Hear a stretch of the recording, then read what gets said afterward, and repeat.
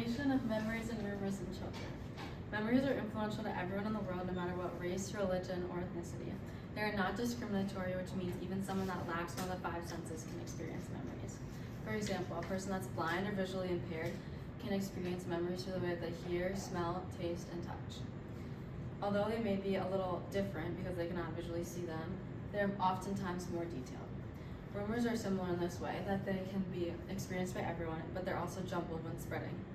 In children specifically, they're influenced by the way, or by whom they're coming from and the emotional regulation of the child, which leads me to my claim.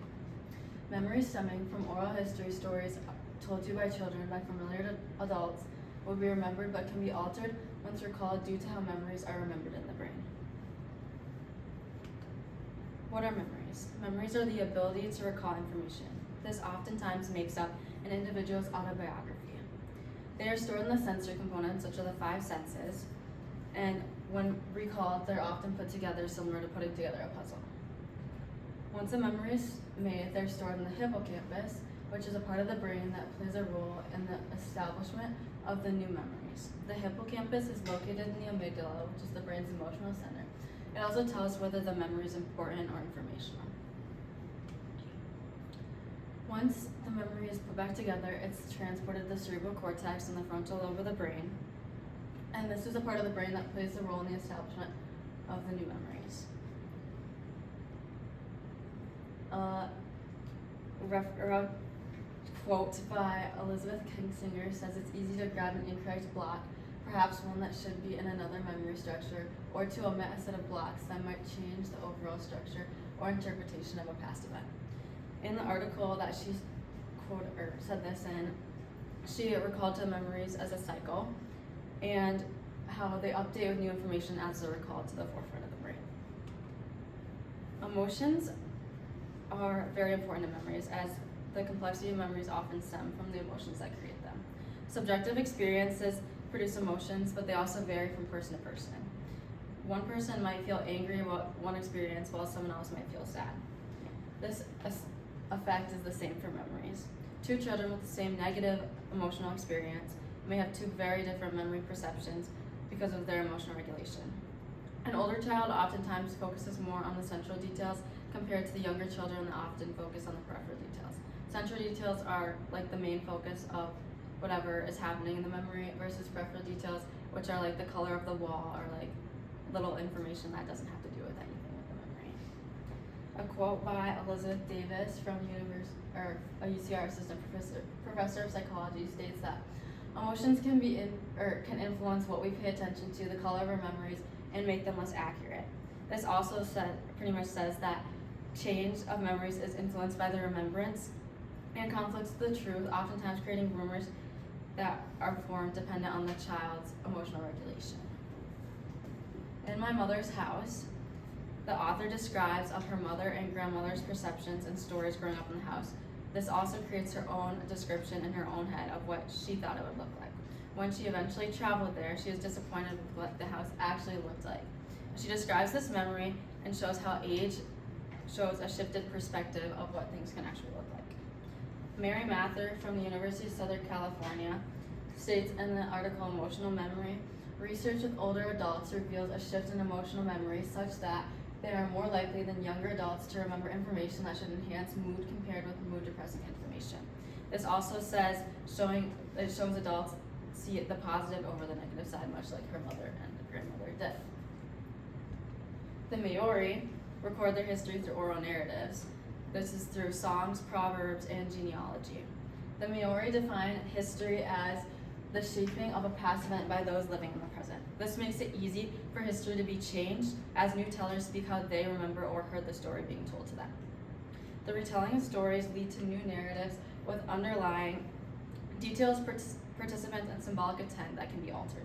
This allows stories to be changed and overheard depending on, or without consequence, creating a rumor not to be true. A study done by Northwestern University revealed that the brain recalling events formulates change in processing, which alters what actually happened. Remembering an event for a second time might not be what originally occurred, but what you remembered from the last time that it was recalled. This shows that memories are ever changing and can be remembered differently as they're created.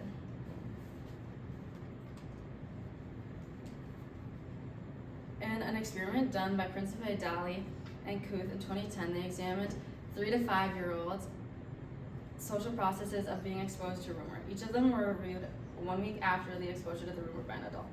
In the first experiment, the children remembered more with the interactions versus being isolated after receiving the rumor.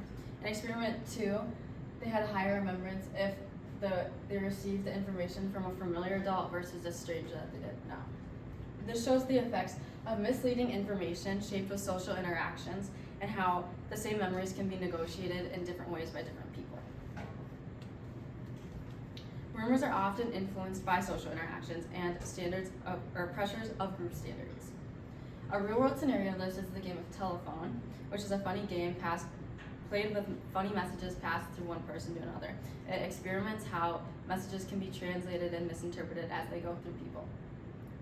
Uncoincidentally, this actually happens in real life when a person is told a story and that is told to someone else, and then oftentimes it can actually alter the story that happened to the person because of the misinformation that is twisted. In the experiment with children that I just referred to, it stated that the rumor that was told to the children when they interacted with the other children outside, those children that were told the rumor actually thought that the rumor happened to them and kind of put it as their own. And this leads me to emotions that are conveyed in situations with children that are comfortable with an adult actually provoke more detail dependent on the emotional regulation and this translates to the Maori and Mother's House.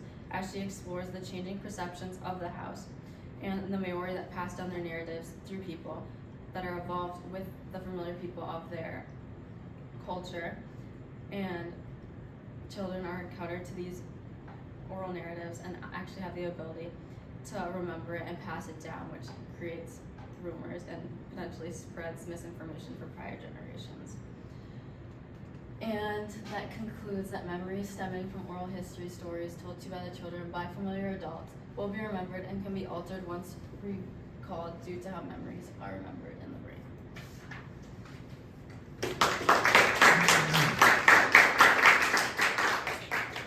Hey, what's some evidence that you gathered for your paper that you didn't include in your presentation?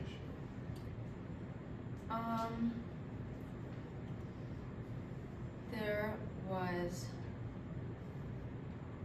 I'm trying to think who said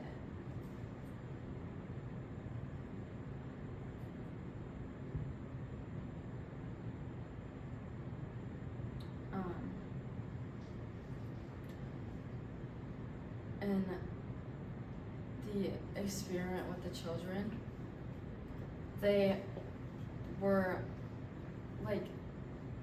recalling this memory that obviously didn't happen, and they were exploring how the children would react to it, but they didn't know how the children's brain and the psychology of it, how that worked. And so I guess that's what they were trying to figure out. And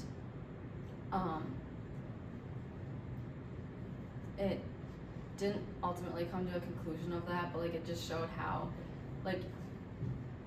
interactions between children kind of formate the different things that come from rumors that are spread. And actually it also shows how much trust you can put in a child, what they're coming or what's being said from their mouth is actually true, and the worthiness of what they're saying. Okay, thank you. Another question.